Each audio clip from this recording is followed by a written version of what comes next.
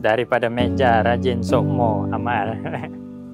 Buat masa sekarang yang best employee ini sajalah yang dapat pergi ke Jepun kan. Terharu, happy, dihargai. Tapi saya tak sangkalah saya terpilih.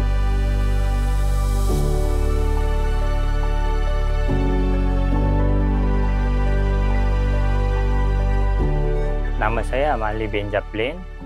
Saya sebagai admin GA di ION. Saya di ION dah 10 tahun berkhidmat. Saya mula-mula masuk ION tahun 2001, security department. Kemudian saya berkahwin dengan wife dan saya pindah department admin dah 6 tahun.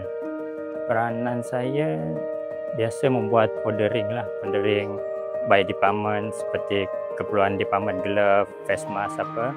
Kemudian untuk mesin preparation, jika ada masalah rosak ke apa, saya akan call supplier lah untuk hantar technician, repair dan servis lah. Repair troli dan repair barang yang rosak lah. Seronok datang kerja sebab rakan-rakan sekerja semua supporting lah. Banyak yang membantu tu ni. Kira macam satu family dah. Cabaran terbesar saya bila dapat task yang diberi dari luar, macam luar bidang saya lah. Contoh macam saya kena, bila tim saya ni cuti, orang atas suruh saya buat, saya terpaksa buat lah. Saya kena buat juga sampai siap, tapi kena minta bantuan dari tim lain lah juga. Minta dorang ajar macam mana sampai selesai. Kawan, supervisor selalu beri nasihat.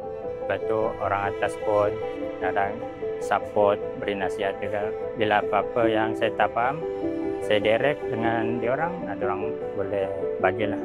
Macam diberi sesuatu kerja tu saya tak berkira lah. Walaupun macam diorang minta tolong, saya tak berkira, saya tak tolong lah. Kita orang banyak buat multitask, kerja dari luar bidang kan. Seperti macam, kalau macam pagi macam ni, kita orang akan ke produce, tolong top up, potong buah apa. Lepas tu kadang-kadang pergi ke Delika, tolong masak. Mula-mula masuk admin, lepas tu saya dah start buat dokumen apa PC semua. Kebetulan ada yang saya buat tu salah. Lepas tu tak ada tempat orang nak minta tolong kan. Kira macam apa, down lah, lemah. Tapi saya tak sangkalah saya terpilih. Buat masa sekarang yang best employee ni sajalah yang dapat pergi ke Jepun kan. Time tu saya bercuti kat Kajang, ke rumah kakak, time cuti. Lepas tu kebetulan tengok WhatsApp, store manager kita orang update lah.